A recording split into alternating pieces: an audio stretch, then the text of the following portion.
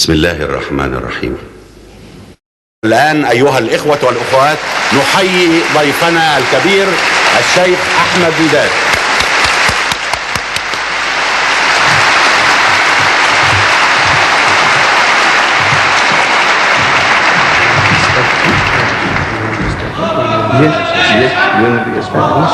Yes, please.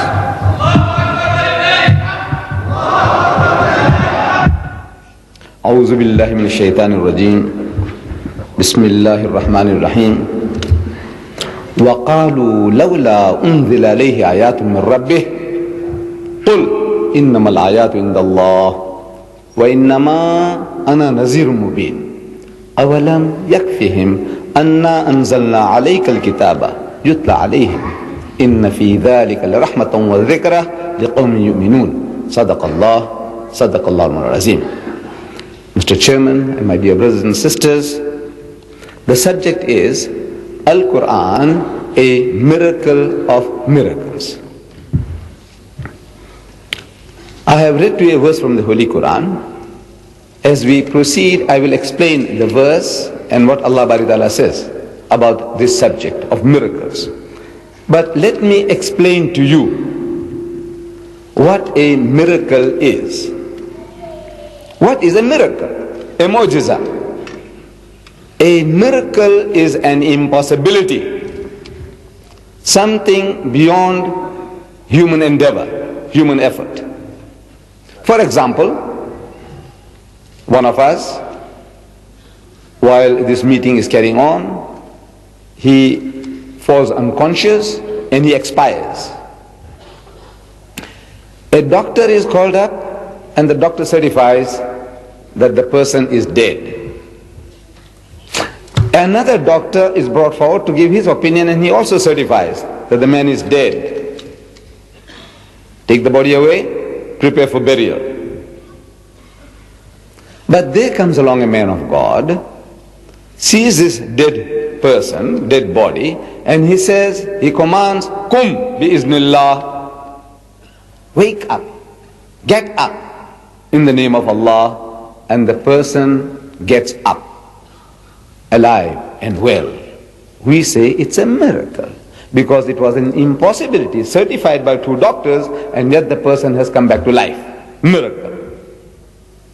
But suppose the man was dead for 3 days, put in a mortuary, in a morgue, and after 3 days somebody comes along, the man is gone as hard as rock, and he shouts at the corpse, Kum bi-iznillah, arise in the name of Allah, and the man comes back from the dead, from the mortuary, from the morgue.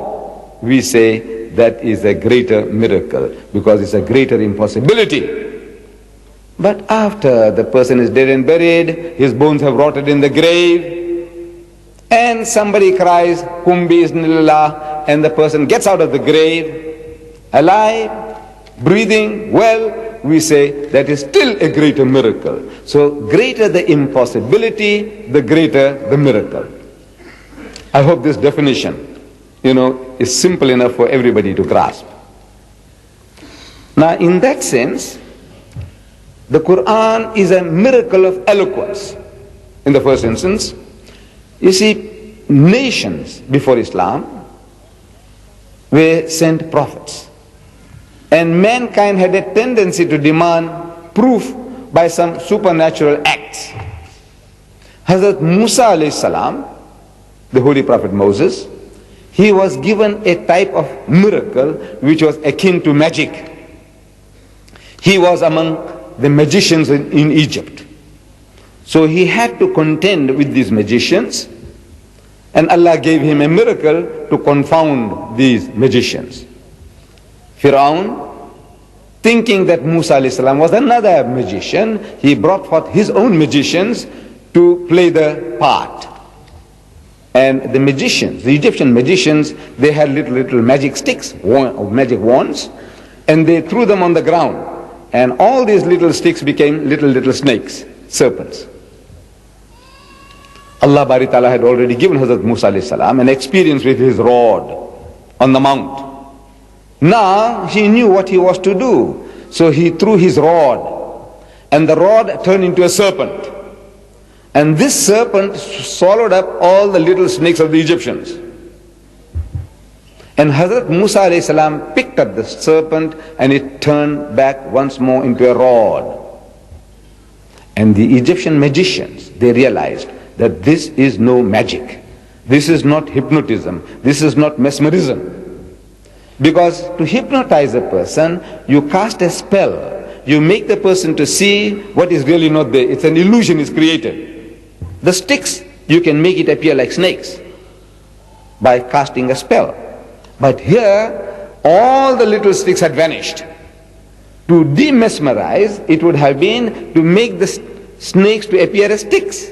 No. But these sticks had vanished into the serpent, and the serpent was a rod, and the rod was no thicker than what it was before. A greater miracle. And the Egyptian magicians, they confessed that this is no magic. This is something beyond. It was a miracle, a real miracle, not magic. So Allah gives miracles according to the mentality, the needs of the people. People with magical minds, they were confounded with magic, superior magic, real magic. Hazrat Isa alayhi salam, Jesus Christ, when he appears on the scene, he comes among a people who were steeped in Greek medicine. They were performing wonders with medicine. So Allah gives him healing powers, healing those born blind. A person who goes blind by shock or by some damage, infection, is quite a different thing from one who is born blind. And Allah Bari Ta'ala gave him those powers of healing those who are born blind and the lepers, and he gave life back to the dead, revived the dead, bi-iznillah. Type of miracle to convince the people. Our Nabi Kareem sallallahu alaihi wasallam, he comes among a people who were boasting about their language. The language was the boast. Their eloquence, their poetry. They said, we are an eloquent people. We are the Arabs. And the rest of the world is ajam, dumb, compared to us. They boasted. They would ask, this is you, in your language, you ajami, how many words have you got for a horse in your language? Synonyms for a horse. Oh man said, maybe half a dozen. He said, you see, we can give you 100 in our language. He says, how many words, synonyms you have for a sword? Oh, anybody would say half a dozen. He said, you see, in my language I can give you 100. So you see, we are the eloquent people and you people are all dumb, ajam. So among such a people when he comes along, the greatest miracle that he gave was the Quran. That the language of the Quran in the first instance was beating the people. And they realized, people with sense, that this is not poetry, this is not prose, this is something beyond our understanding, and people accepted the faith. But let me tell you what a non-Muslims, they have to say about the Quran and its eloquence. A.J. Arbery, an Englishman, who translated the Holy Quran into English, in his preface he says, whenever I hear the Quran chanted, he's a foreigner. He had just learned Arabic. Arabic is not his mother tongue. And he says, whenever I hear the Quran chanted, meaning beautifully recited, it is as though I'm listening to music. Underneath the flowing melody, there is sounding all the time the insistent beat of a drum. It is like the beating of my heart.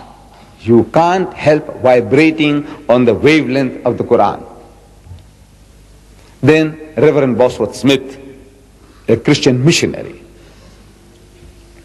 he wrote a book on Muhammad and Mohammedanism.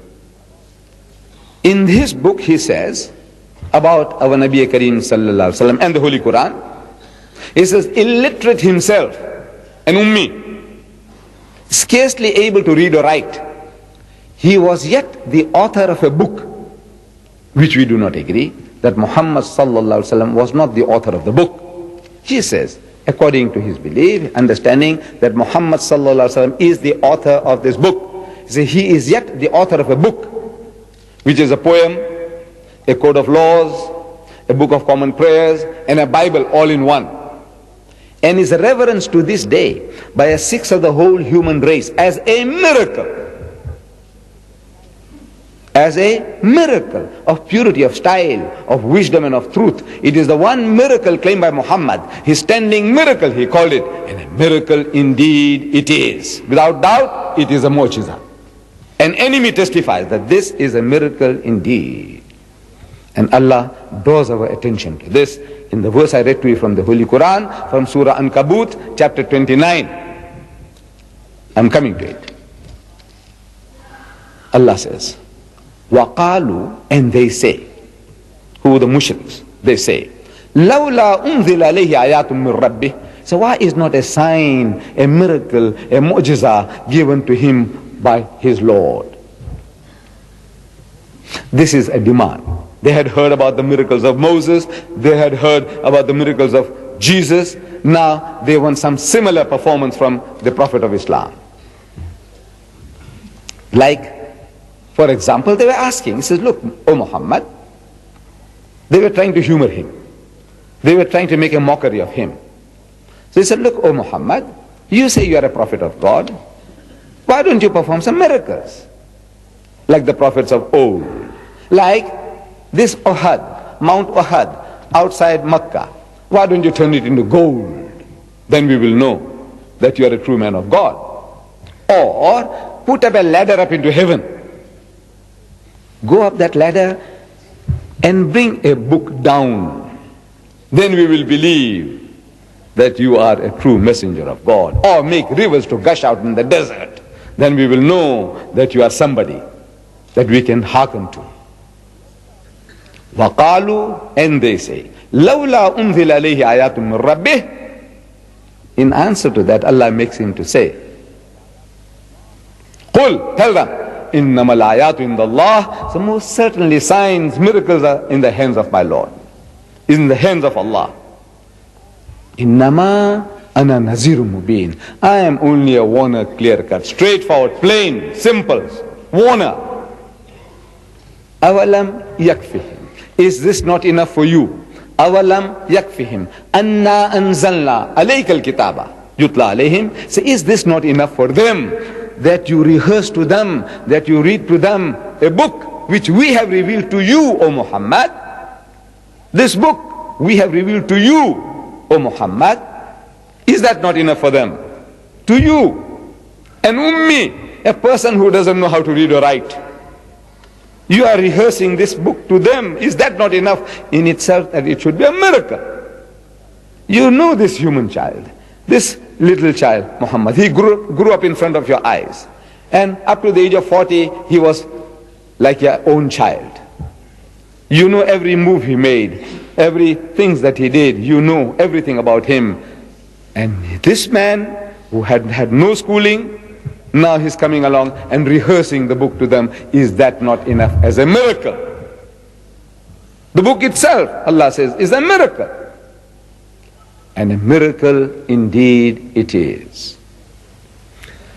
A miracle, in the first instance, we Muslims, we believe that this book is Allah's kalam. Allah Bari Ta'ala revealed it to the Holy Prophet Muhammad Sallallahu Alaihi Wasallam. The enemies of Islam, they agree that this is the book that Muhammad left. Friends and foe alike, they say this is the book that Muhammad left. But they say that this is not Allah's kalam. This is Muhammad's cleverness. Very clever man.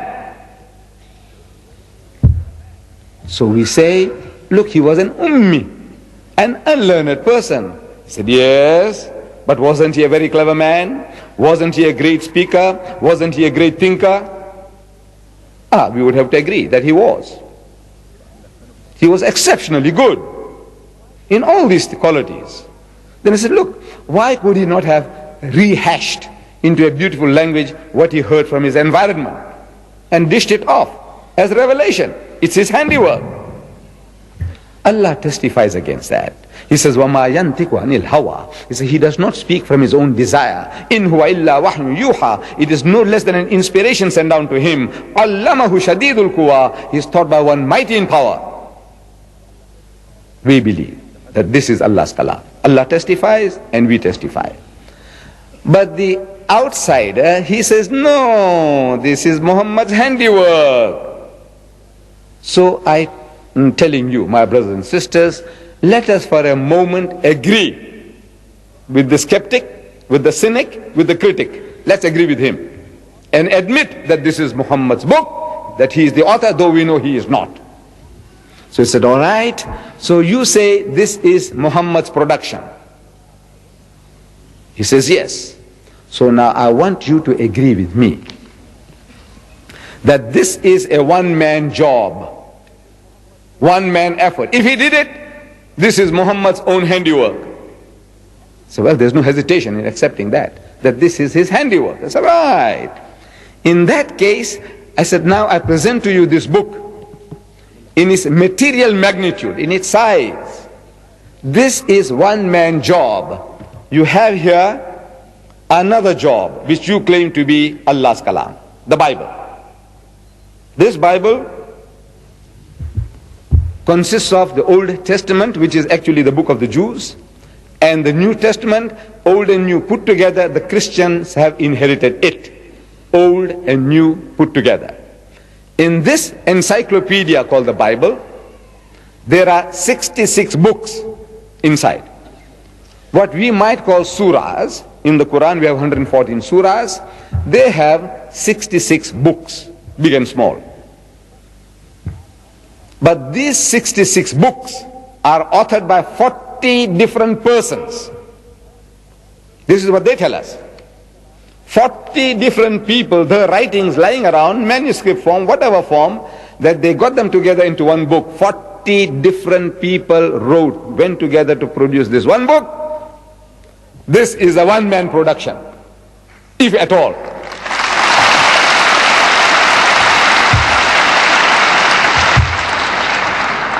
Out of those 40 different authors of the Bible, the greatest writer, the most voluminous writer of all is a person called Saint Paul, the real founder of Christianity, Saint Paul. This Saint Paul wrote more than 50% of the books of the New Testament.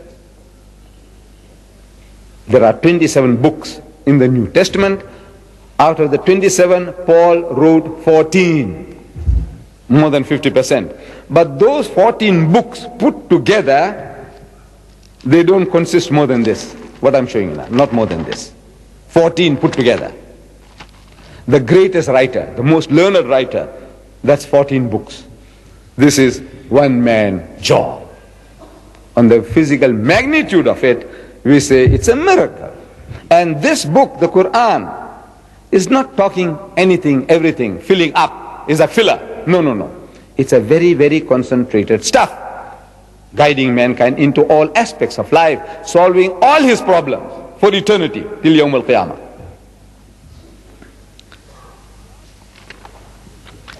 So, Allah says, is this not enough for you? That this book we have given to this man and ummi. Then the contents of the book. You see, in this book, the Quran, some of these things I'm demonstrating to you. The subject is so vast, wallah, it will take a number of talks to deal with the whole subject. And I do not want to hold you people up here till midnight or till early morning. I can. Just on this subject alone, I can keep you all here till 1 o'clock, 2 o'clock in the morning. But I do not think it's fair or just to you or to me to do such a thing. So I will have to curtail a lot of things, because I, as a layman, I can give you a dozen different miracles in the Quran. The learned man, perhaps he can give you 100 miraculous nature of the Quran. I myself, as a layman, I can give you a dozen, which we will not be able to touch tonight, but I give you a few. Number one, the concept of Allah Bari Ta'ala. You see, we know Allah by His attributes. And Allah gives us His attributes in His book. We do not have to create these attributes. We have not to concoct them as to what Allah is. So He tells us what He is. He is Ar-Rahman, He is Ar-Rahim, He is Al-Malik, He's Al-Quddus, He's Al-Salam, He's Al-Mu'min, He's Al-Muhaymin, He's Al-Aziz, He's Al-Jabbar, He's Al-Mutakabbir, and on and on and on. He gives us, Allah gives us in His book 99 beautiful attributes. Like a necklace of pearls. 99 attributes with a crowning glory, Allah, a big pendant, Allah, proper noun, Allah, 99 attributes and one proper name, Allah, makes it 100. And I'm asking learned people, doctors, lawyers, philosophers, when I meet them, I say, look, tell me now, I would like to know from you, how many attributes can you imagine that you can attribute to God? How many? Come, try. So he says, well, He's the Father in heaven. I say, yes. God is love. I say, yes. No, tell us, whatever. Come on. He's just. I say, yes. He's holy. I say, yes. He's merciful. I say, yes. Come on. You know the cleverest of us, the cleverest of mankind, the most learned of us, he can't go beyond a dozen. He can't imagine with all his learning more than a dozen attributes from his knowledge. He can't. I said, you see, this Ummi, if he did this work, he gives you 99. He said, well, you see, Muhammad was a genius. And a genius can do 10 times better than us. He admits, he's a genius. Still, it is not Allah's kalam. A genius can do 10 times better than what I can. I concede that. I take off my hat to Muhammad. He is great, but he is no prophet. He is not a man sent by God. I said, all right, but now look. In the names that you mentioned, in the first 6, the first one was the Father in heaven. But let's say, in a number of tries, in the first half a dozen, you can't help using the word Father. They say, Abbana, O our Father which art in heaven, hallowed be thy name, thy kingdom, O our Father, the loving Father in heaven. The first half a dozen, you must come out with the word Father. He said, yes, anybody. If you try, the Father is there, is dangling before everybody, because the Christians have made it famous. The Jews were calling him the Father in heaven, and the Christians call him the Father in heaven. The commonest, this word, Father. I said, you know what? In the list of 99, this word Father is not there. That is a miracle. See, the miracle is that the thing that is being dangled before him for 23 years, people are talking about the Father in heaven, easiest to take. He doesn't take it, he doesn't catch it. Either consciously or unconsciously. We know it's not his word. It's Allah Bari Ta'ala. He's making him not to use the word Ab. In Arabic, it's easier than Rabb. He's Alhamdulillah Rabbil Alameen. He's the Lord, cherisher, sustainer of the worlds. He's Rabb. And Rabb is harder than Ab in Hebrew as well as in Arabic.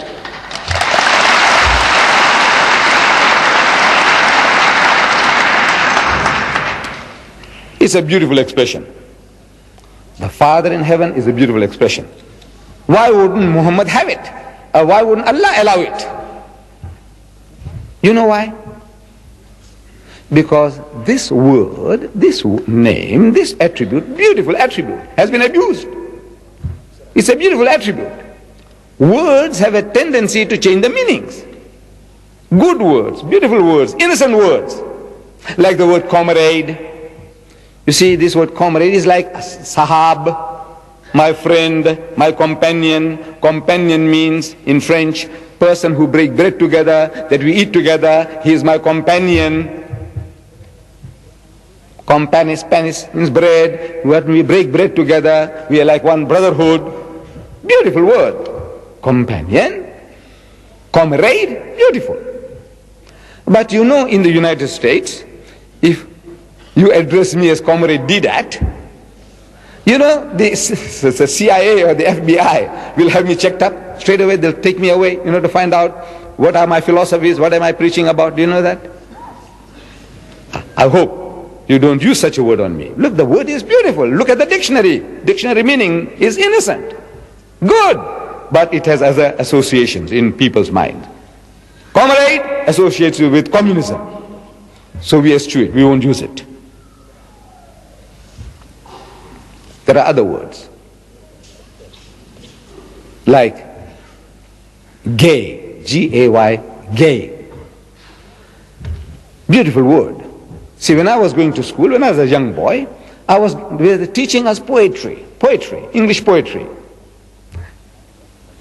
I still remember. I'm 70 years and 4 days old now. I still remember. It says, gentle lords and ladies gay, on the mountain dawns the day. Gentle lords and ladies gay, on the mountain dawns the day. Beautiful word. You know, happy and gay. Says happy and gay. He's a jovial person. Ladies, gentlemen, and men and women all say, oh, they are very, very happy people. Happy and gay, jolly people, jovial people. Beautiful word. But it has acquired other connotations now. As I was growing up, I'm reading the newspapers, and I read this word gay in there, and it creates some fishy smell. And I don't know what they're talking about. Gay. Gay is not the gay that I learned at school. You know, something fishy about it. I didn't catch it for a long time. I couldn't catch it. You know, whenever the word gay occurred in the newspapers, I couldn't catch such a beautiful word. What is this? What they're talking about? It smells. But what the smell is about, because I was using it. Gay. I would say I'm happy and gay. Today, if you say that our chairman is happy and gay, you know, you'll want to shoot me.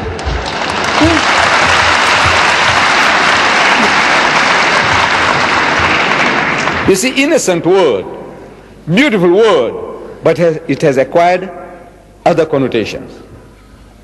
Allah tells us in the Quran, وَلَا تَقُولُوا رَعِنَا وَقُولُوا انظُرْنَا. A verse, the Jews were using this word, ra'ina, innocent word. It's a look at us, pay attention to us. But they had other meanings attached to it at the back of the mind, as if you're gone off the track. So Allah says, don't use words of ambiguous import. See, you're using the word ra'ina, but at the back of your mind you're trying to say something else. So you've gone in their own language to say that you are drifting off, you know, you've gone off the track. Says, don't talk like that. Say unzurna. Don't use words like that. Similarly, words, they change their meaning. The Father in heaven is a beautiful word. But now it has other connotations. In Christendom, they tell us that Jesus is the only begotten Son. Begotten, not made. This is in their catechism. The Roman Catholics, the Anglicans, the Presbyterians, the Lutherans, the Methodists, they're all in the catechism, the religious principles that they expound in the churches, teach their children. They say that Jesus is the only begotten Son. Begotten, not made. Don't make a mistake. He's not like Adam. Hazrat Adam alayhi salam. He was made by God. Every dog, pig and donkey was made by God. As such, Allah is the creator, sustainer, evolver. He is Rabbul Alameen. But Jesus is not like that. He was begotten, not made. And if words have any meaning, what does it mean? They are attributing to Allah Bari Ta'ala an animal nature, the lower animal functions of sex. So Allah reacts very strongly in Surah Maryam. He says, وَقَالُوا اتَّخَذَ الرَّحْمَنُ وَلَدًا. And they say that Ar-Rahman, the merciful God, has begotten a son. Allah says, لَقَدْ جِئْتُمْ شَيْئًا عِدًّا. Is one of the most abominable assertions one can make. The worst swearing you can give Allah is this. The worst swearing. You want to swear him? This is the worst thing that you can say. That Allah begot a son. You are attributing to him an animal nature, the lower animal functions of sex. سَتَكَادُ السَّمَاوَاتُ يَتَفَطَّرْنَا مِنْهُ. At it the skies are ready to burst. وَتَنْشَقَّ الْأَرْضُ. And the earth to split asunder. وَتَخِرُّ الْجِبَالُ حَدًّا. And the mountains to fall down in utter ruin.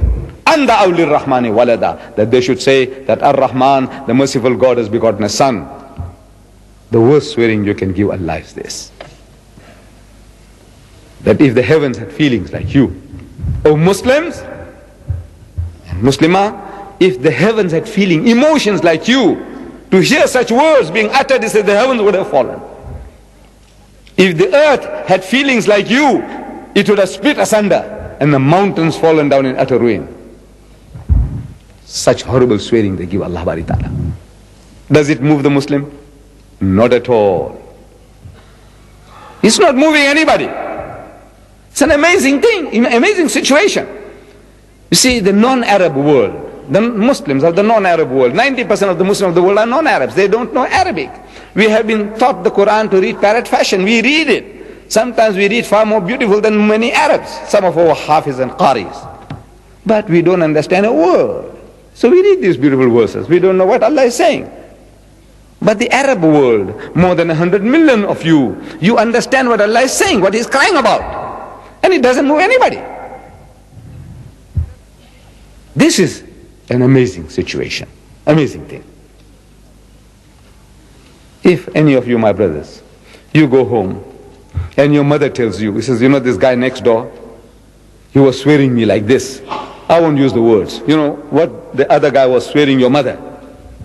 Or your wife says, you know this guy next door, you know, he was calling me names. I'm asking, can you eat? Can you sleep? No. What do? He says, I want to go and break his jaw, shut him up for good. And if I'm too weak, I say, I hire a gang, somebody to do the job. Now it cost me 10,000 dirhams. I'll do the job, shut him up for good. No.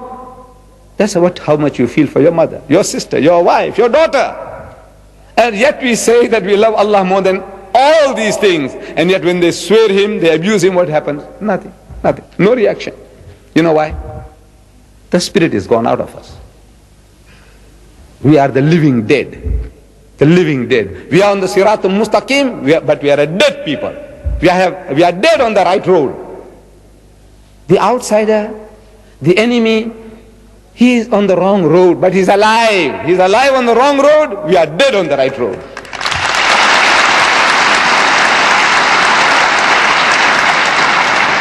So Allah reacts. Allah reacts. The worst swearing you can give me is this. What are we to do? I said, talk to them. Reason with them. I don't say go and break the jaws.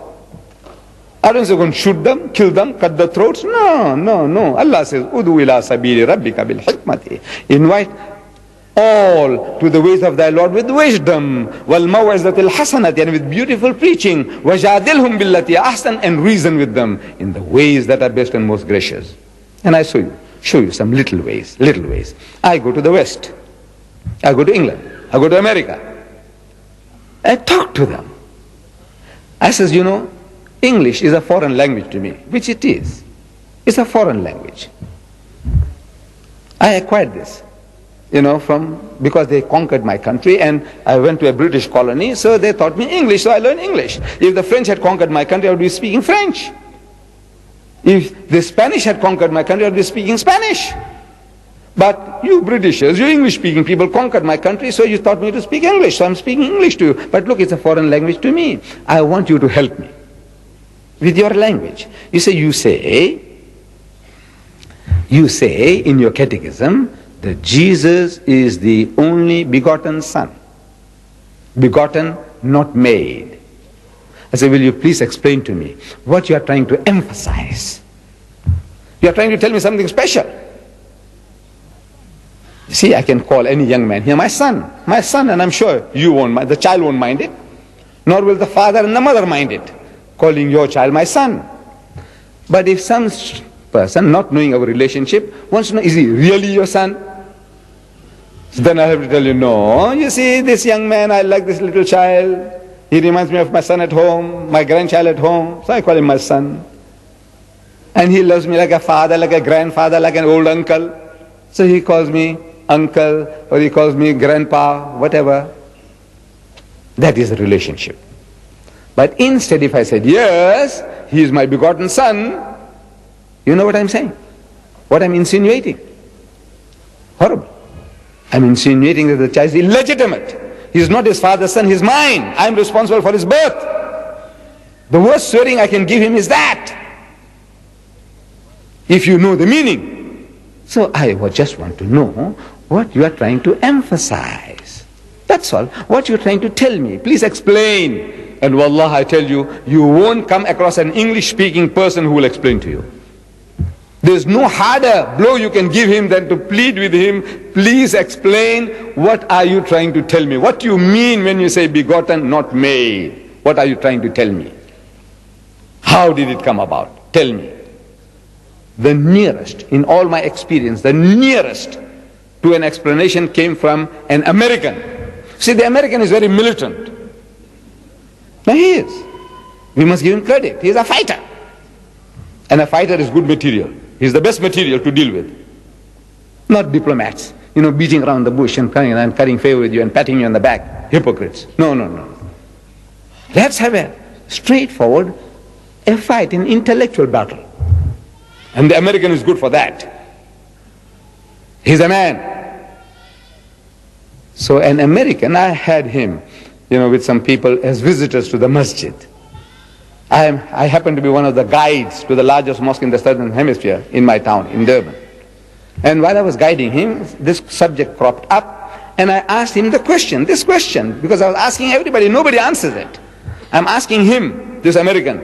I said, what do you mean? He says, when you say begotten, not made, will you please explain? He said, yes, it means sired by God. So what? He said, no, I don't mean that, but you asked me what it means, I'm telling you what it means.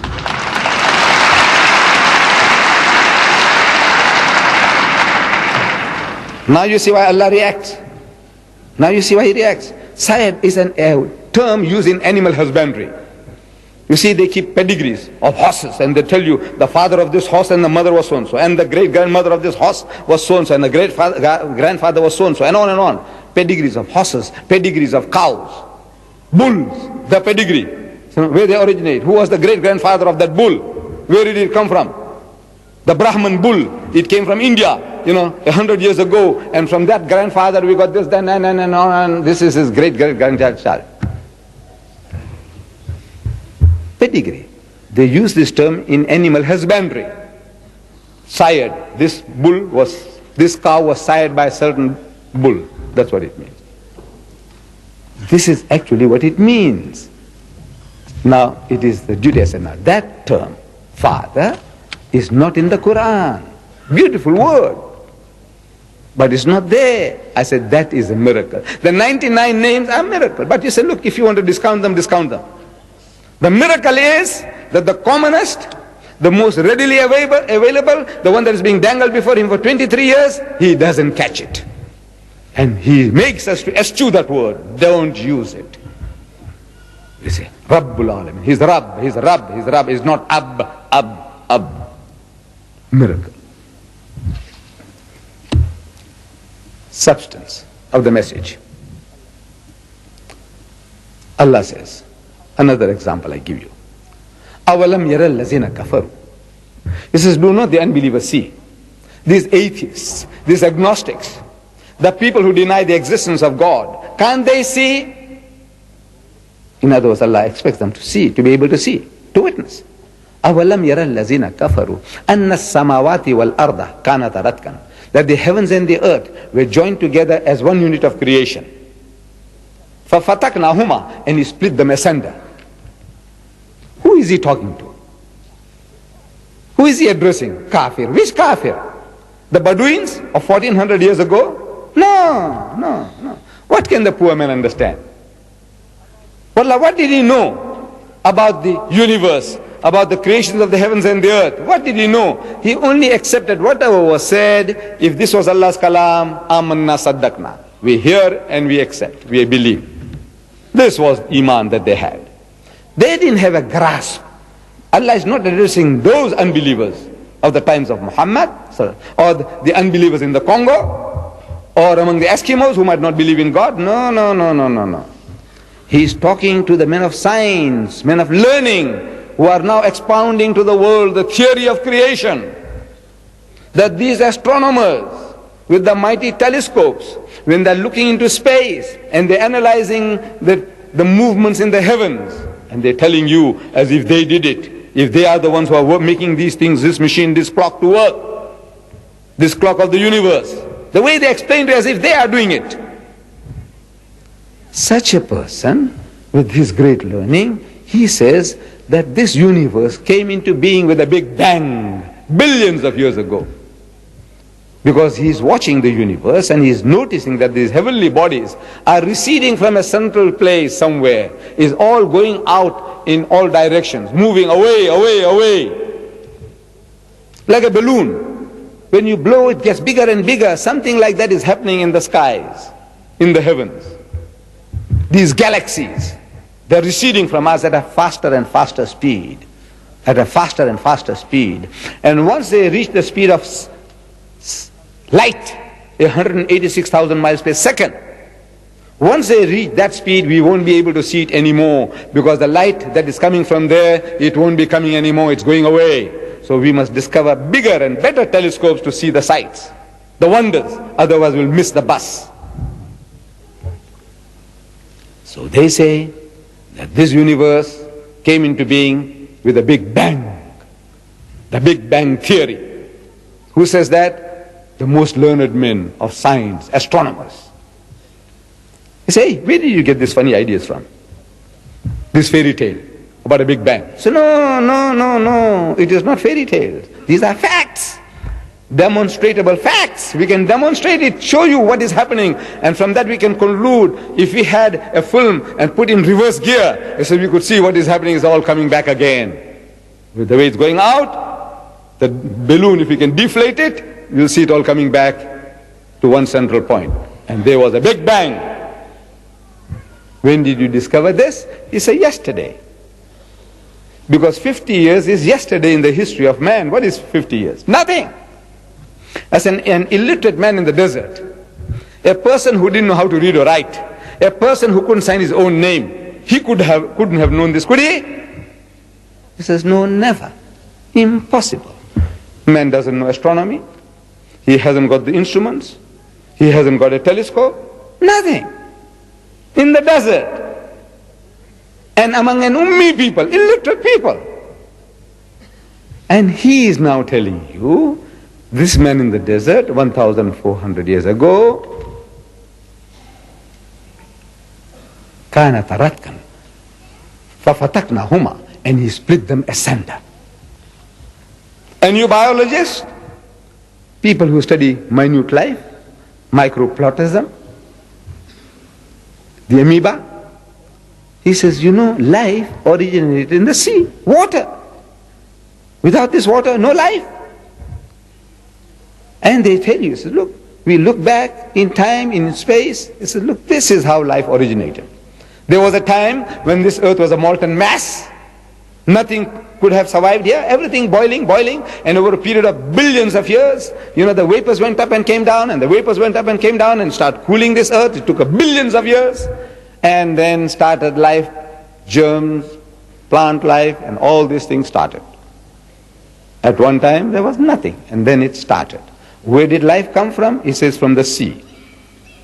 Certain chemical actions, the sun playing its part, and life started from there. When did you find this out? It's yesterday. Because 50 years is yesterday in the history of man.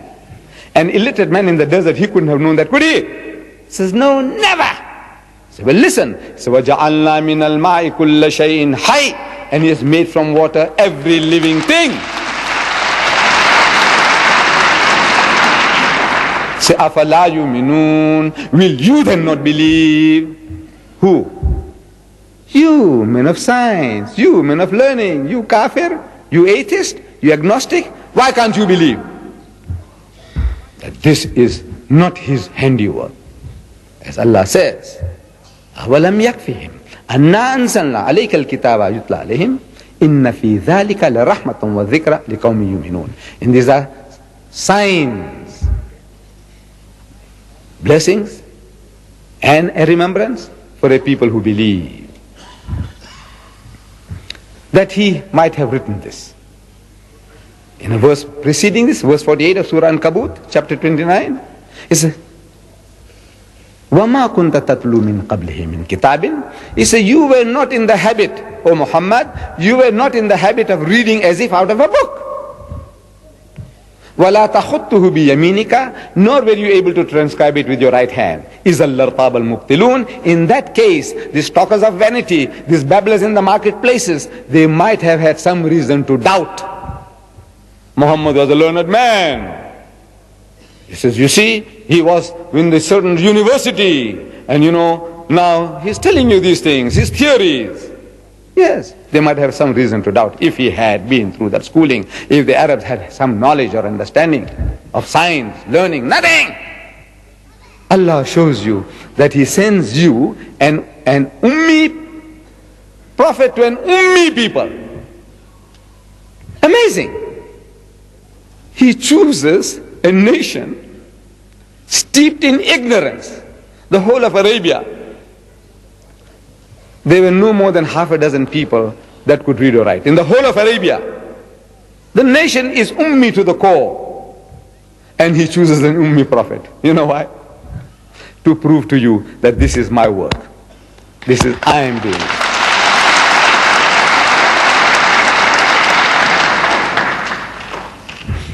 Thomas Carlyle describes the people and what the Quran did to them. He says, a poor shepherd people. These Arabs, a poor shepherd people, roaming unnoticed in his deserts in the creation of the world. From the time Allah Bari Ta'ala created, since then, roaming unnoticed. Nobody gives you a second look. Nobody gave the Arabs a second look. Say, well, there's some interesting people here. They've got beautiful women there. Nothing. They won't give you a second look. A liability to anybody who'll take you on. You're a liability. What are they going to do with this? People who married the stepmothers, who buried the daughters alive, fratricidal wars over little things, killing one another. Cannibals. What are you going to do with them? Alexander the Great passed you by. The Persians passed you by. The Romans passed you by. Nobody interested in this human rubbish. He said, a poor shepherd people. Thomas Carlyle says this. A poor shepherd people, roaming unnoticed in his deserts in the creation of the world. See, the unnoticed becomes world notable. The small has grown world great.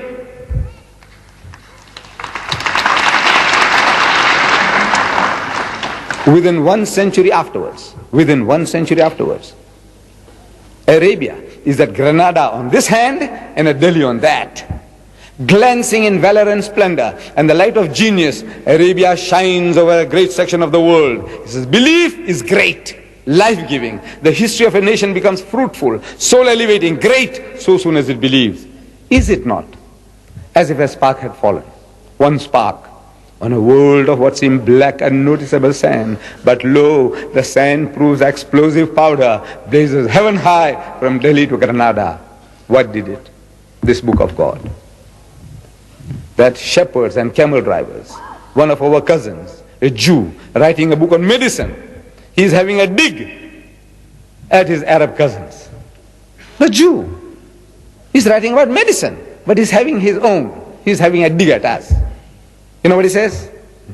He says, goat herds and camel drivers sitting on the throne of the Caesars. This is what these Arabs, goat herds and camel drivers sitting on the throne of the Caesars. This is Allah's work. You see, not you. You couldn't have done it. Allah is showing you. He said, look, this is what I can do. He's having a dig. But I said, there can't be a greater tribute than that. That from that, goat herds and camel drivers, Allah made you supreme, made you to rule half the known world. This is His book. This is what it did. And it can do the same once more again. It's a book, a miracle of miracles. Another example, in Surah Yasin, chapter 36, verse 36. Allah describes about sexes in the vegetable kingdom, in the animal kingdom, and of things that we don't know, which are all recent discoveries. He says, Subhanalladhi khalaqal azwaja kullaha. He says, glory be to Him who has created mates of everything, mimma tumbitul ardu, of that which the earth produces, the vegetable kingdom, wa min anfusikum, and from among yourselves, the animal kingdom, and wa mimma la ya'lamun, and of things that you don't know. mates of everything. It's a recent discovery that even plants, flowers have sexes. There are some flowers that have male and female in itself. There are other plants and trees, they are separate sexes, like the date palm. The male tree is different from the female tree. I'm sure you Arabs know that. See, we didn't know that. Mankind didn't know that. In the time of the Prophet, they didn't know that. Our Nabi Kareem sallallahu alaihi wasallam in Medina, he saw some Arabs, some of his children, the Arabs, little children, they were taking some flowers from the male tree and they were hitting on the female plant. So when Nabi asked the people, he said, why are they doing that? He said, we don't know. He said, no, he said, we saw our fathers doing it. Now this was the pet explanation for all the superstitions. They're worshipping idols and images. So why? So we found our fathers doing that.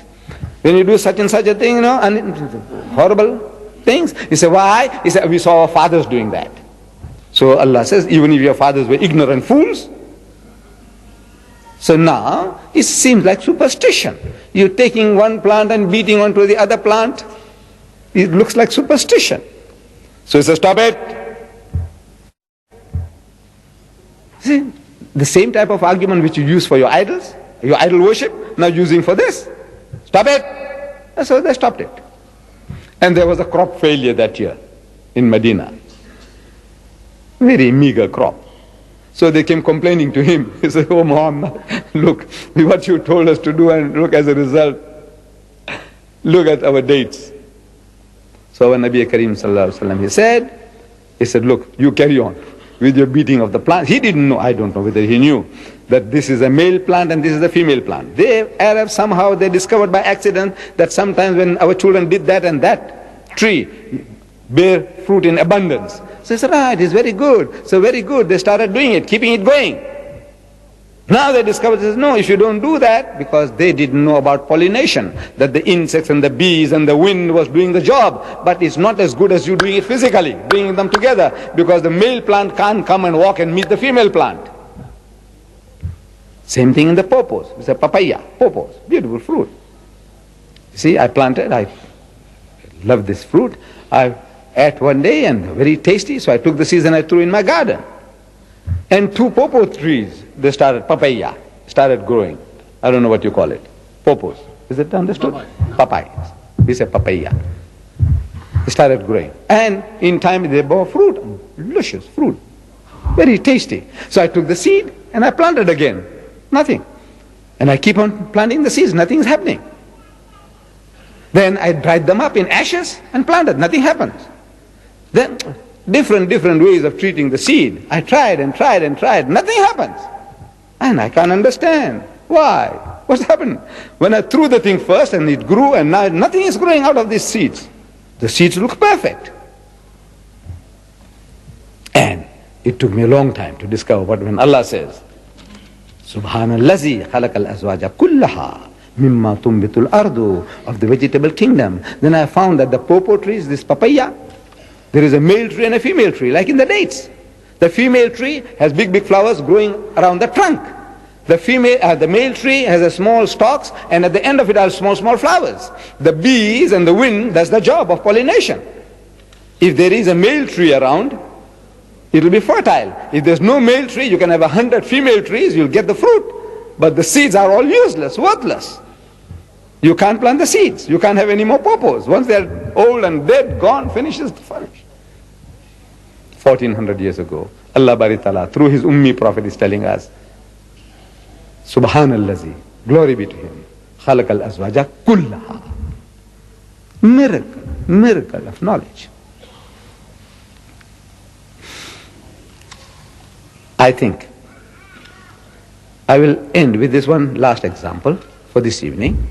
As I say, there are endless, wallah, there are endless. An illiterate a layman like me, I can give you a dozen. I give you, this book of Allah is a miracle of journalism. Journalism is a miracle, wallah, of embryology, what information it gives you. Psychology, look, each and every man of science, I said, go to the book and look at the book, analyze it from your particular form of knowledge that Allah gave you and look at it. It's a miracle from every point of view, wallah. Mu'jiza is a miracle of miracles. So, as a journalism, you see, I discovered this by accident. Most of these things I'm discovering by accident. But accidents are no accidents. Allah Bari Ta'ala is Musabbibul Asbab. He creates opportunities. If your eyes are open, somebody is speaking and he gives you a cue and you discover something. And somebody shows you something and you discover something. Because you are in the field. I live outside Durban, about 20 miles out. And every morning I was traveling at a road, in the road we call the beach road, like the Corniche, on the seaside, into Durban. Now they have a freeway, so I don't use that Corniche road anymore, the beach road anymore. I take the freeway because it's faster, quicker, no obstruction to get to my work. So on the old road, I remember very, very distinctly that at a certain intersection, there was a news vendor, early morning newspaper, and he had a placard. Every morning a new placard, trying to sell his newspaper. So while driving, I read the placard, and I make up my mind, the newspaper is not worth buying today. I don't want to buy the newspaper. According to the placard, what they're offering me, the news inside, I'm not interested. So I park my car in Durban, in the city. This is just on the outskirts of the city. In the city, I park my car, I take a walk to my office, and on the way, another intersection, I see the same newspaper seller, not the same man, but for the same newspaper, but there's a placard, it's different. I read the placard and I buy the paper. The same morning paper. The placard is different. Again it happens and again it happens. I don't want to buy and I buy. I don't want to buy and I buy. And I'm trying to think, why does it happen like that? I didn't want to buy and I bought. Why? So I said, yeah, right. I got the joke. The joke was that the place where at the intersection I'm talking about, on the Corniche, is a white area. Europeans, they live. So you are separated into races. And there that placard is catering for white readership. They are trying to bait the white man to buy the paper. Placard that will appeal to him, the white man. It doesn't interest me. Talking about Zola Bud, one of our girl runners. I'm not interested in Zola Bud. So, says, man, she won, so what?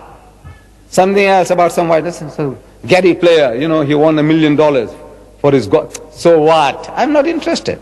But as soon as I come into town, the Indian area, see, we are separated into races. And the placard there, same morning paper, but the placard there is something that appeals to me, so I buy. The newspaper is the same, not two different newspapers. But within it, there are different articles, different subjects, different topics. So they are now fishing. For the whites, a different placard. For the Indians, different placard. For the Africans, different placard. For the coloreds, different placard. What the fish will bite. They know how to catch fish. So I said, right, that is the game. Why I'm getting caught out. I don't want it and I buy it. So the best journalist, the master journalist, is a journalist who can give you a placard that everybody will buy. Not 4 different placards. He writes articles, he writes about topics, and if he advertises that one placard, he says the Pakistani will buy, the Bangladeshi will buy, the Arab will buy, the American will buy, everybody buys. If you can have a journalist like that in the Khalij Times or in the Gulf News, the newspaper owners will never let the man go. You know that? Every day a placard which makes his paper everybody to buy. He's a master journalist. And Muhammad sallallahu alaihi wasallam is such a journalist. He's not him. He's a master journalist. Above the omnipotent, the omniscient, knowing his creation, knowing how to bait you, how to catch you, how to get people be attracted to his book. He's showing you. Our Nabi Kareem sallallahu alaihi wasallam is in Medina. He's surrounded by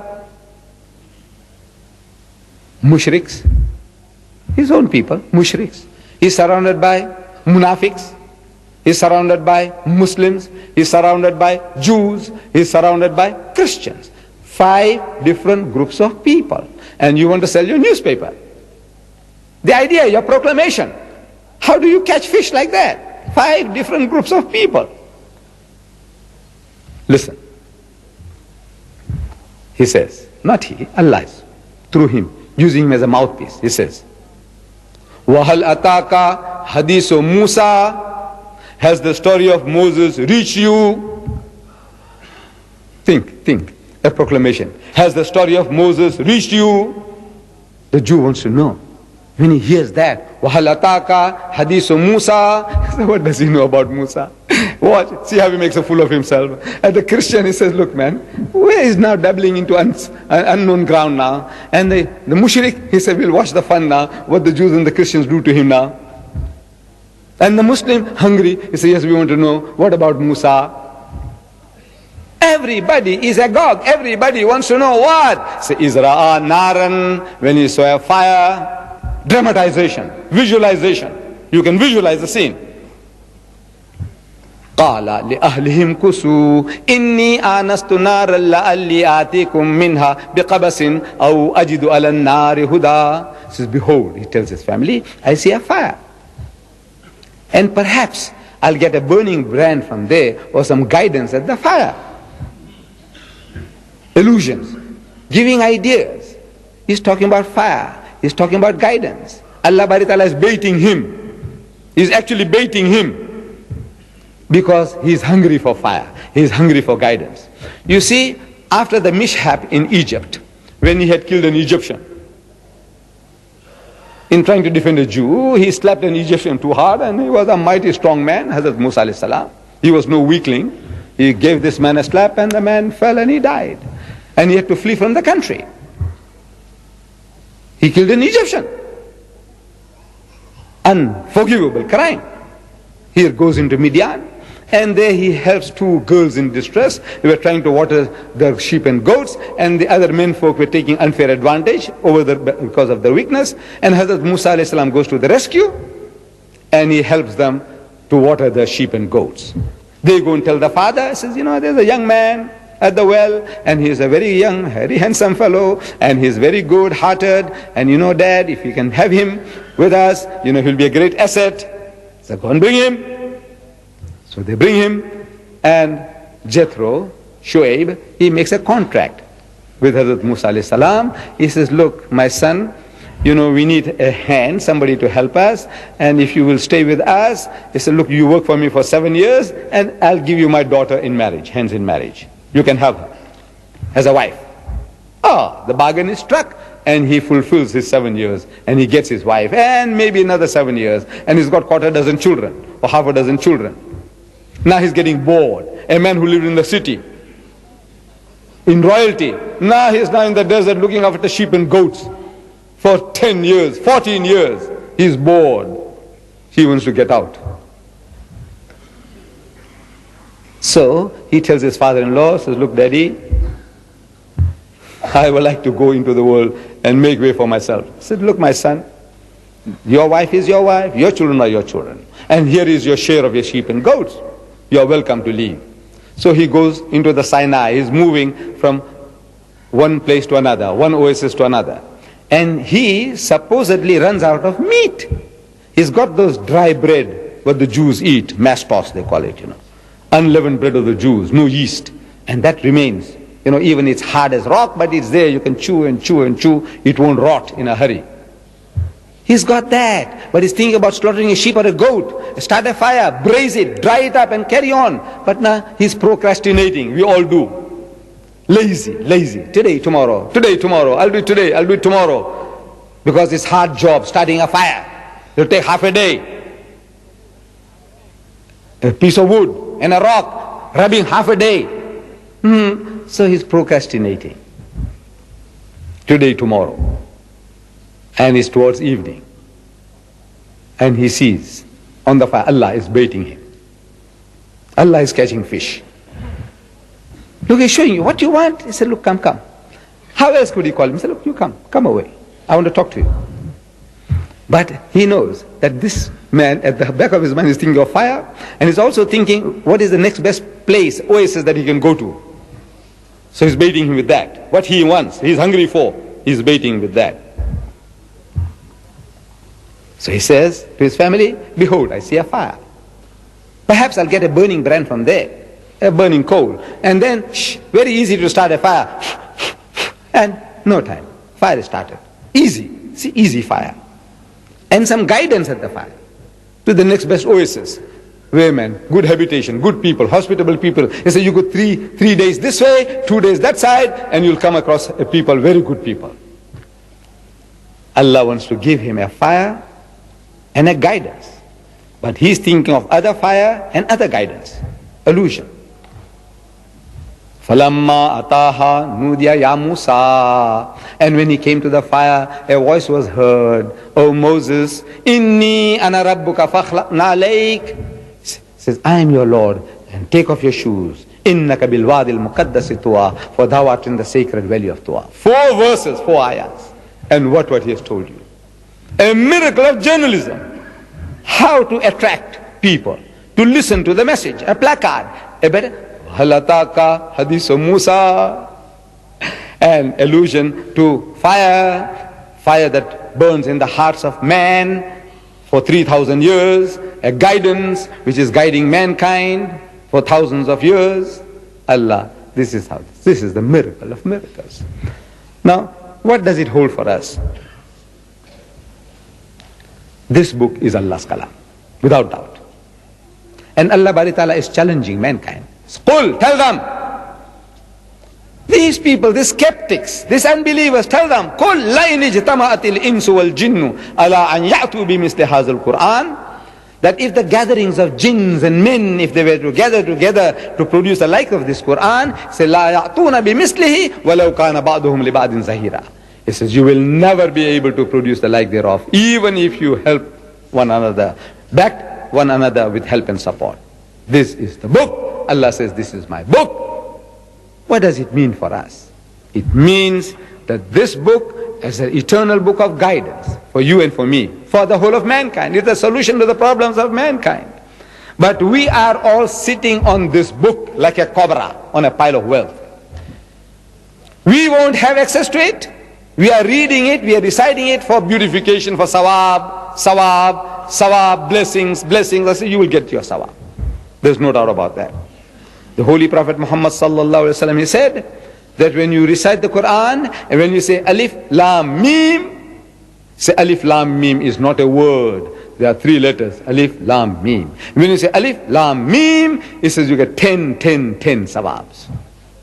30 sawabs. While I am uttering it, I got it so many times already. And you listening, you got it already. I said alif lam mim, 30, 10. If I say it 100 times, 100 times 10. You got it. So easy. I believe in that. Sawab is there. Blessings are there. Benefits are there. But, is that the purpose of the Quran? Just cheap sawab you want to get? Look, you can get 1,000,000-fold reward. This is 10 to 1. You want to do business? 10 to 1. When you do 1,000,000 to 1. Bighayra hisab, without accounting. I do business with him, wallah. I like to do business with him. Bighayra hisab. I don't want 10. You be satisfied with your 10. You will get it. I do business. With my Lord, He is prepared to give you bighayra hisab. If you will only take it, accept it, and implement it in your life. It's a book of instructions. It's instructing you what to do. He's telling you, this honor He has given you, share it with people. Don't be selfish. We are a selfish lot of people. Muslim, we are selfish. Wallah, we are very selfish. Everywhere. I ask my brother, you are very regular in your salat, mashallah. I want to know who you making salat for. Say, for my benefit. For your benefit. MashaAllah. I say, you fast for 1 whole month. He said, yes. I said, for whose benefit? He said, my benefit. Yes, your benefit. He says, you give zakat. He said, yes. For whose benefit? My benefit. You go for Hajj. He said, yes. For whose benefit? My benefit. Everything you're doing for my benefit, my benefit, my benefit. I said, what are you doing for other man? What are you doing for him? For the unbeliever. You believe he's going to hell? The mushrik. He said, yes. Definite? He said, definite. Allah says so. One thing he will not forgive is shirk. And they are going to go to hell. He said, yes. What you doing to save them? Nothing. So Allah will be very happy with you. They are not his makhluk, not his creation.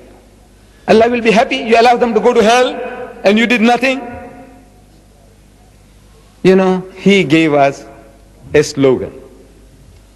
1400 years ago, he gave the Muslims a slogan. We call it talbiyah in Arabic. I don't know literally what it means. But this is what I learned when I went for Hajj in 1983. I was hearing words. You know what people do when they go around the Kaaba, they read, Labbaik, Allahumma Labbaik, Labbaik. I was hearing, and more or less, I learned that. But I didn't see the import, the implication of that. I didn't see it. Until when I started going around myself. Labbaik, Allahumma Labbaik, Labbaik, La Sharika Laka Labbaik, Innal Hamda, Wa Ni'mata Laka Wal Mulk, La Sharika Lak. And I found that by the time I finished off, and the people finished off, the dullest of us, the people with little intelligence, the least of us, everyone, by the time he finishes, he knows the words, La Sharika Lak, La Sharika Lak, La Sharika Lak. So what is that? You telling Allah that He has no associates, He has no partners, He has no equals, He has no compeers. That's what you're saying. La Sharika Lak, La Sharika Lak. But this is not true. This is not true. Because as soon as you return from where you come, there are mushriks abounding. There are more people on God's good earth who are worshipping men and monkeys, elephants and snakes today. Worshipping shaitan today than the worshippers of Allah. And you said, La Sharika Lak. We all take from Makkah, Medina, we take with us Zamzam water from Makkah, we take dates from Makkah, and we buy a lot of things very cheap in Makkah, and we load ourselves and we take them home, and we take the title Haji. We are the Haji. I did Hajj.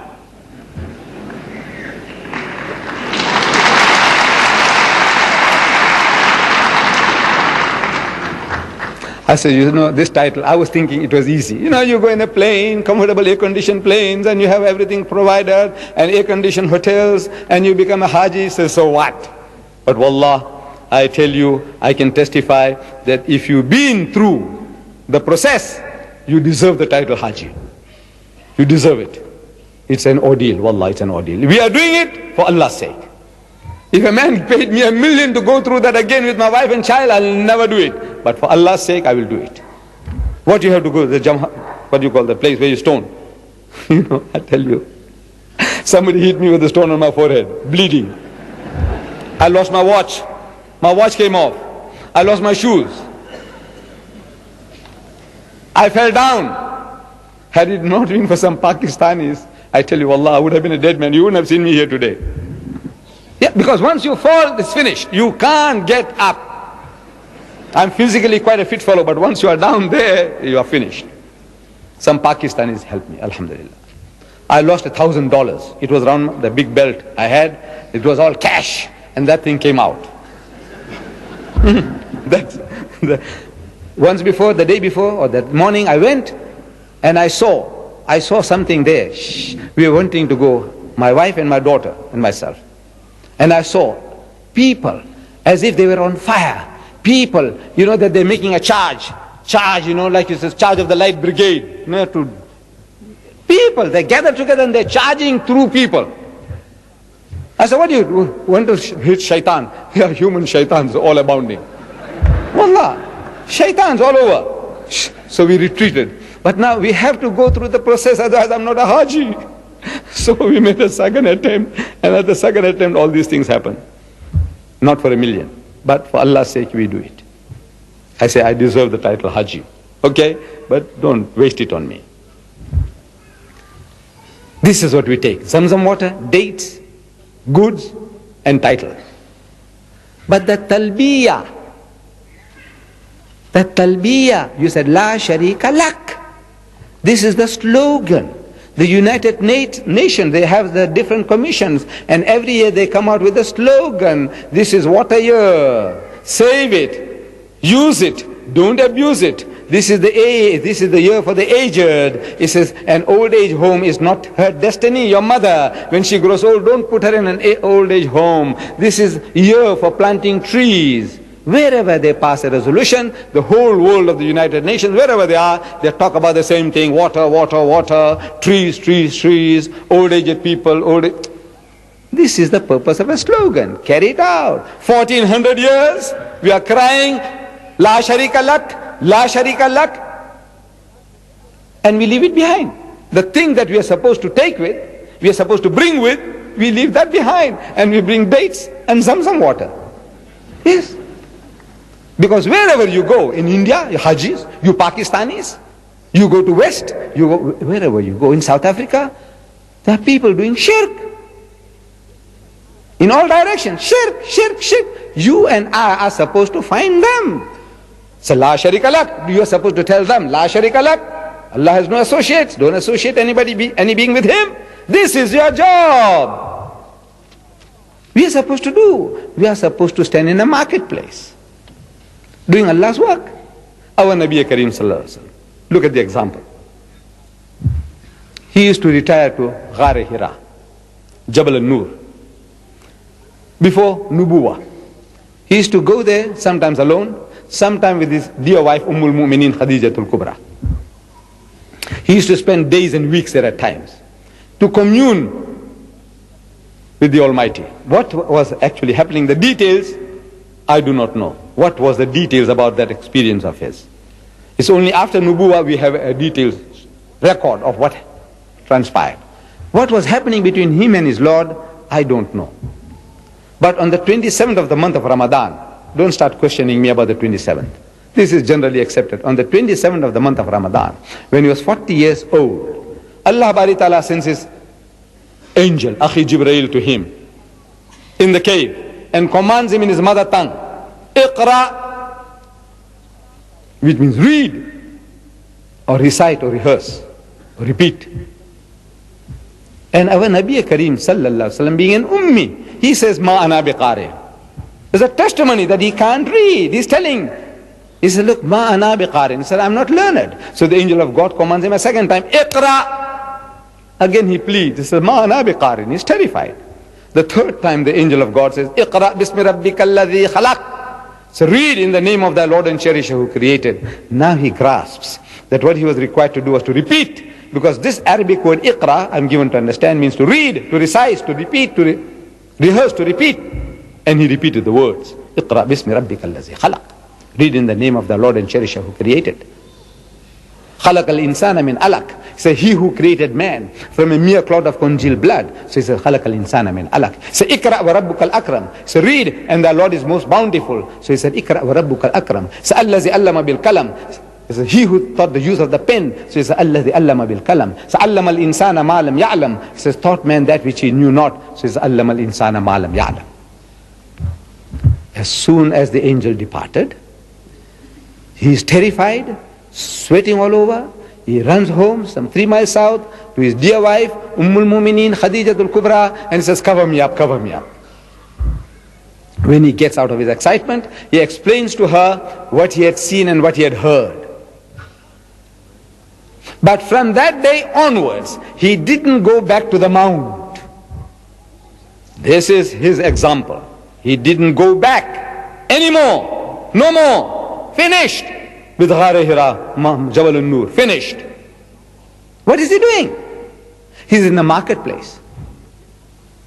He's in the bazaar, souk. He's in the bazaars. What is he doing? He's accosting people. He says, Assalamu alaikum. Wa alaikum salam. Say, Akhi, where you come from? He says, Yaman. He says, you know, Allah has revealed to me that He is but one Allah and I'm His messenger. Another man, Assalamu alaikum. Wa alaikum salam. Say, Akhi, where you come from? He says, Yathrib, Ul Madinah. He says, Allah has revealed to me that is but one Allah and I'm his messenger. Like a madman.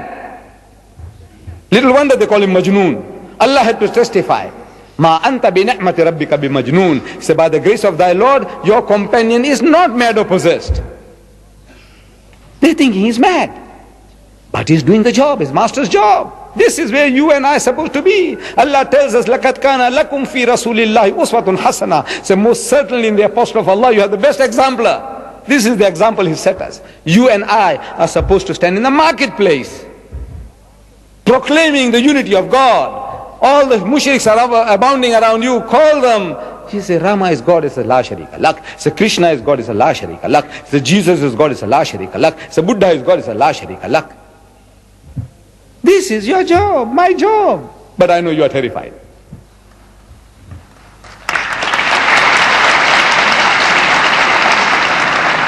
You are terrified. Me too. I'm telling you, it's a terrifying thing. You know, today nobody will stone you. Wallah, if you did that, nobody will hurt you physically.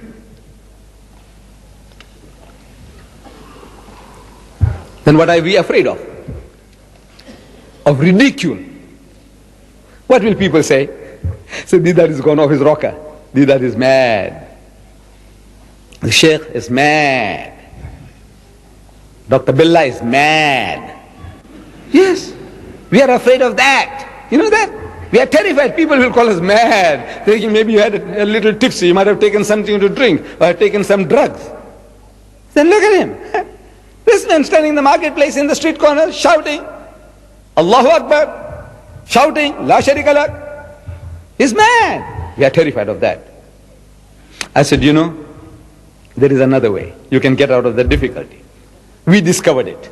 You see, necessity is the mother of invention. Necessity. You want to do something? Then you find ways and means. You know, I can't do it. I can't stand there in the marketplace. The nearest I got to that was in Mombasa, at a place called Mwambo Tayari. People who know Mombasa, they might remember. There's a bus stop. I went and delivered lectures in the bus stop on a drum. I stood on a drum, and with a mic in my hand, I started lecturing. Because the people there, they were doing that kind of thing. It encouraged me. But in Durban, I can't. In London, I can't do it. I did it there because it looked like everybody was mad like me, so it didn't matter.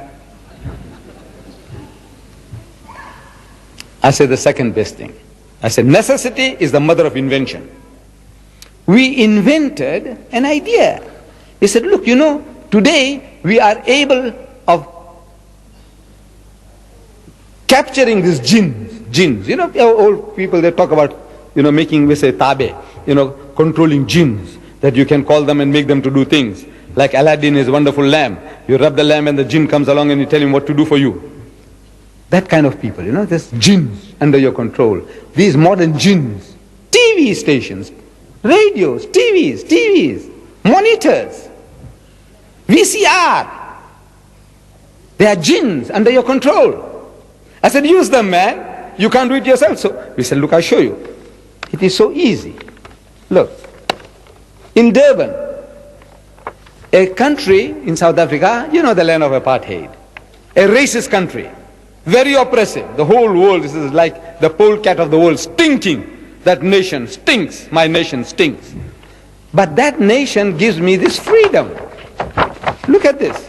It's given me that freedom in the streets, in the shops, in the bazaar. Look what I'm doing. I put the monitor in the window. You know, 24 hours a day I can make it to do the work.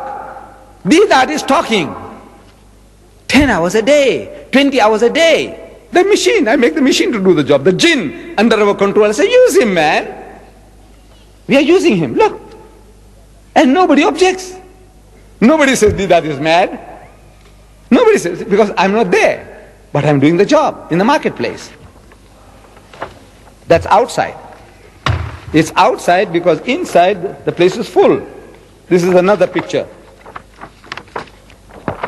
of the outside. Muslims and non-Muslims, they're listening to the message. The message, they're getting entertained. And they're receiving the message. Inside the shop,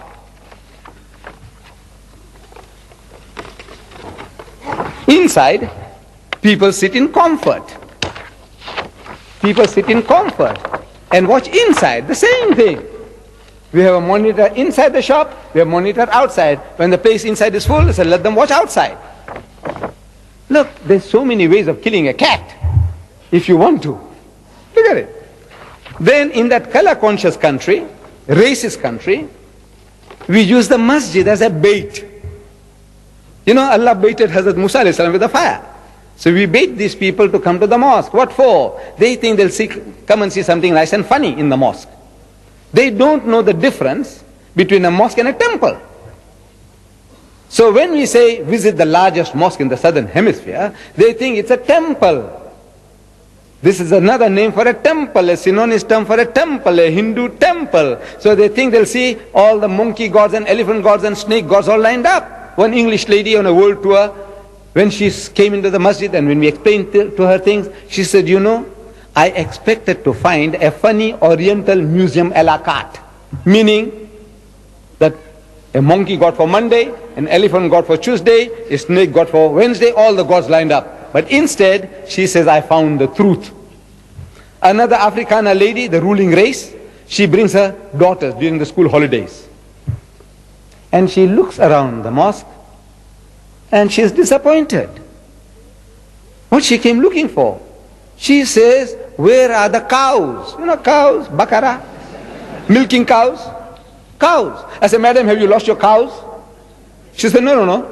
I promised to show them to my daughters. I said, madam, you have come to the wrong place. So she said, but I promised them. I said, madam, is that my fault? You promised to show cows in the mosque? I said, no. You can see cows, my people. Wallah, they are my people.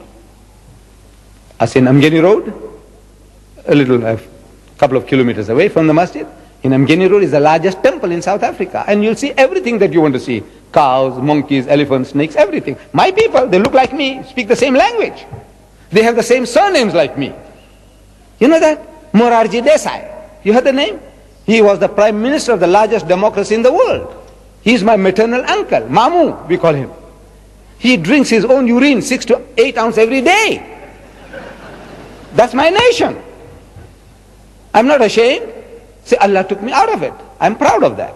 Some Arabs, you know, alhamdulillah, they came to my part of the country and they spoke to my people. They came to do business, and in the process my ancestors, they said, these are good people, we also like to be one of you. They said, very easy, give your hand. So my ancestors gave the hand and they became Muslim. Had it not been for the Arabs, the urine of the cow, I would still be sprinkling on myself. Yes. I said, therefore, my father, every time we met an Arab as a young boy, he shook hands and he kissed the hands. And I also kissed every Arab's hand. My father was reminding me, he says, look, had it not been for these people, we would be where our cousins are still. So, they're looking for cows in the mosque. They're looking for statues in the mosque. It's an opportunity, God sent opportunity to explain to them. There is no better place than to deliver the message than in the masjid. So, we make the masjid as an attraction. Here, an African, a man who is looked down upon in South Africa, at the bottommost rung of the ladder, an African. This African is talking to European children, whites, Jews and Christians. He's talking to them about the unity of God. Look, they have come there not for that, for a lesson in theology. They have come there to be entertained. Some superficial knowledge of Islam, and we are doing the job. Look, if you want to do the job, wallah, I tell you, there are endless opportunities. It's for you, my dear brothers and sisters, and we need your help in this, that you also take this up. Start opening your mouth. Share what knowledge Allah has given you. And in that, you don't have to be an expert. If you have one fact, our Nabi Kareem sallallahu alayhi wa sallam, he said, "Balligh wa anni walau ayah." He said, deliver the message regarding me, even if you know one verse, one fact. Deliver it. Just talk, that one fact. Talk, and Allah will give you more. This is the secret of learning. Give what you have, and Allah will fill you up with more. With these words, Mr. Chairman, and my dear brothers and sisters, I'm very, very grateful to the Department of Information for creating such such wonderful opportunities for me to come along and talk to you. I had actually come to this part of the world to thank the people who had helped me in projecting me to America, rocketing me to America, to give battle to that great giant Jalut, Jimmy Swaggart. I had come along.